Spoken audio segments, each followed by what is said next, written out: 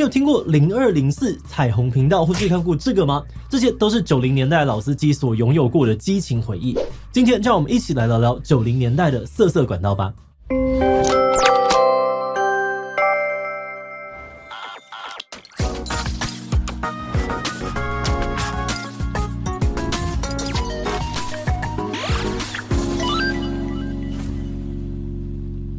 Hello， 大家好，我是志祺。在现代如果你想要坏，只要找到 X 或是 P 开头的网站，就有无限的色色选择。但在1990年那个网络还要拨接的时代，光是跑一张图就要跑个好几分钟，最后好不容易跑出来了，图片还超级糊，那就更别说什么爱情动作片了。即使有满腔的激情，也早就被漫长的等待给扑灭。不过你知道吗？90年代的老司机就算不靠网络，还是有各种千奇百怪的方法可以色色。今天我们就要来聊聊90年代老司机到底都是怎样色色的，这些古早的色色服务又为什么会没落呢？不过在开始今天讨论之前，先让我们进行工商服务时间。手机的容量老是不够，那手动备份到硬碟又好麻烦，云端的月费又好贵。你有这样的困扰吗？那就别错过台湾团队 Mactar 研发的 QV Power 超能备份。它同时具备备份、快充、读卡3大功能，无论日常生活或是旅游，有了这一颗就能够边充电边自动备份。搭配专属 App 使用，还能够自动整理档案，避免重复备份。更棒的是，它的读卡功能更能够让你无限扩充容量，也能够自动的侦测记忆卡品质，守护你的资料。此外，它传输速度超快还提供业界最高10年保固，更有获得苹果 M5 认证，安心有保障。现在到则下单不仅有限时超早鸟68折优惠，还附128GB 的记忆卡以及万国转接头免费送，赶快点击资讯栏抢购吧。90年代的老司机们主要有3种色色管道，首先是实体的 A 片。早在1973年的光华商场设立的时候，就有很多的店家会贩售写真集或者情色书刊。那到了80、90年代，光华商场也与时俱进，变成了成人光碟的集散地。不只是商场内有贩卖成人光碟的摊位，商场外面更是聚集了很多兜售无码或是盗版 A 片的流动摊贩。当然啦，不管是无码还是盗版都是违法的生意，所以想要跟他们买商品，还得经过一套复杂的 SOP。一般来说呢，这些摊贩会在路边架起一张破旧的折叠桌，然后上面放着商品的目录本。而如果有人上前查看，摊商呢就会先从远方暗中的观察，确认客人不是警察，才会上前谈价格。那谈好价格，摊商呢就会叫客人先去旁边逛一下，然后再派另外一个人到指定的地点交货。把光碟搞得好像是在毒品交易一样，但这在早期呢是老司机们想要入手进口片的重要管道。不过比起花200块买一张实体 A 片，很多呢在意 CP 值的老司机会选择花同样的钱买一根解码棒，看片看到饱。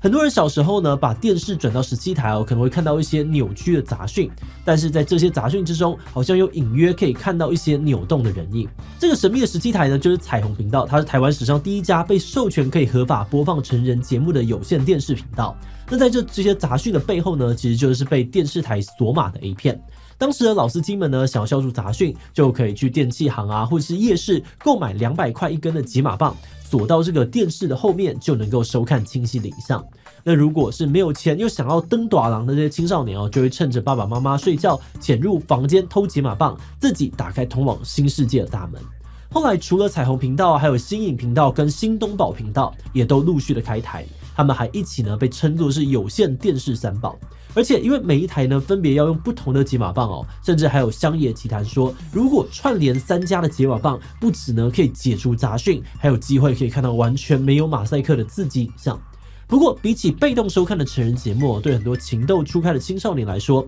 能够互动的0204更有吸引力。0204这个号码在最一开始并不是色情电话，而是电信公司提供的智慧型网络付费语音资讯服务。简单来说，业者申请0204开头的电话，就可以自行的设定这个通话费率，让打电话进来的人付费，然后获得的收益再由业者跟电信公司拆分。那早期有些电视节目想要跟观众互动，就会使用0204开头的电话，比方说观众可以 call in 去算命节目、隔空算命，或是参加益智节目的有奖征答。甚至连美国在台协会都曾经规定申请美国非移民签证要透过0204电话申请。有很多脑筋动很快的业者也开始把这个服务运用到色情产业上面。一般来说，0204的色情服务大致呢可以分成故事录音以及真人对话2种。故事录音就是可以打进去听一段由真人录制的色情小故事，然后过程当中呢可能会搭配一些色色的喘气声，每分钟大约是10到50元。那另外一种真人聊天就比较刺激了，老司机们呢可以跟线上的接线生聊一些恋爱啊或色色的话题，每分钟的最高收费可以达到100元。当时有很多情窦初开的青少年会半夜偷打0204，甚至还打出了好几万元的账单。不过这些色色服务并没有持续太久，到了西元2000年因为政府的管控以及网络兴起而逐渐的没落。关于政府的管控手段，我们可以分别从3个不同的管道来讨论。首先在盗版光碟的部分，当时政府为了洗刷台湾海盗王国的恶名，开始大动作的取缔盗版光碟，甚至还在台中的这个逢甲夜市用压路机碾爆5万片的盗版光碟，向民众展示取缔的决心。而严格执法也确实让后来的实体盗版市场逐渐的式微。再来呢是索马频道，虽然这些频道可以合法的播放成人内容，但内容还是要符合相关的规范。如果有太过重口味的内容，一样会被检举跟处罚。比方说彩虹频道的负责人就曾经因为节目动作内容猥亵、涉及乱伦，遭到法院判刑6个月。同样播放成人节目的蓬莱仙山，也常常因为内容的尺度太大，吃上了新闻局开的罚单。所以这些节目在播出之前呢，会先剪掉部分可能触法的片段，这让很多的收视户批评好好的一部片剪得乱七八糟，严重的影响观看体验。不过真正危及到索马频道生存的，主要还是新闻局寄出的2大法规。当时索马频道的技术太过粗糙，很多的未成年人随便都可以买到几码棒来偷看，引起了很多的家长反弹。新闻局就规定，电视节目要根据内容尺度分级，而且限制级的节目一定要透过机上盒才能够收看。但比起1根200块的解码棒一台机上盒呢，通常都要好几千块。这个巨大的价差也让不少的收视户决定起看。最后是0204，因为有太多的青少年打爆这个电话账单，电信总局就出手规定，0204在开始收费之前，必须要先有20秒的收费说明，而且每分钟收费不能够超过100元，如果累积到500元呢，就要强制断话等等。这样法规让0204的情色业者减少了很多生意，也慢慢的退出市场。不过老司机们并没有放弃色色随着科技的进步，他们也把重心转移到了网络上面。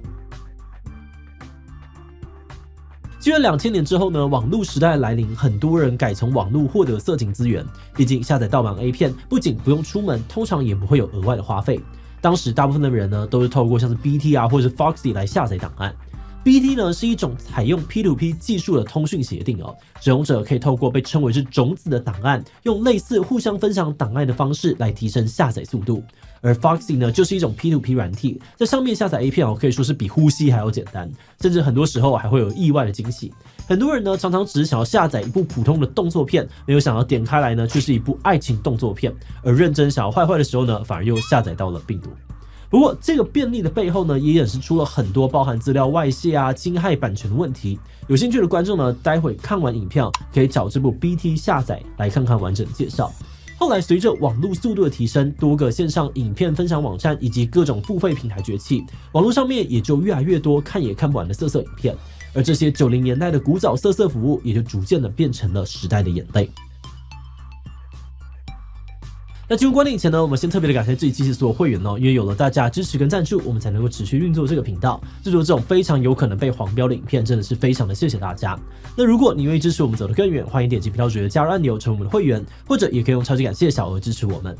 好的，那话说回来在回顾90年代的色色管道之后呢，我们觉得可能是因为当时社会的风气比较保守，再加上科技也不够发达，才让很多不管是想要靠色色赚钱的业者，还是想要坏坏的老司机们，不得不发挥创意，想出这么多奇奇怪怪的色色管道来满足需求。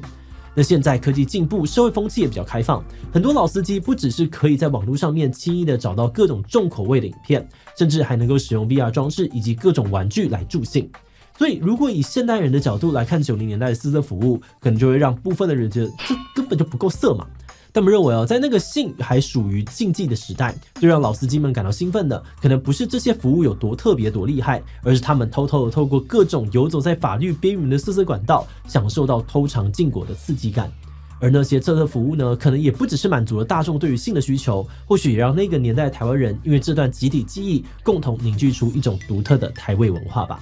好的，那我们最后呢也想来问大家，你有没有用过这些90年代的色色服务呢？有啊，我以前呢都去光华商场挑片来看。B 当然有，以前呢都趁爸妈不在的时候偷看数码台。C 我以前偷打过0204差点被爸妈赶出家门。D 我从来没有用过，今天真的是第一次听到。其他留言分享你的想法吧。最后，如果你喜欢今天的影片，欢迎分享出去，让更多人知道90年代的色色广告。此外呢，也可以点击这个地方看 BD 种子以及 P 站年度报告。那么今天的这一期就到这边告一段落，我们就明晚再见喽。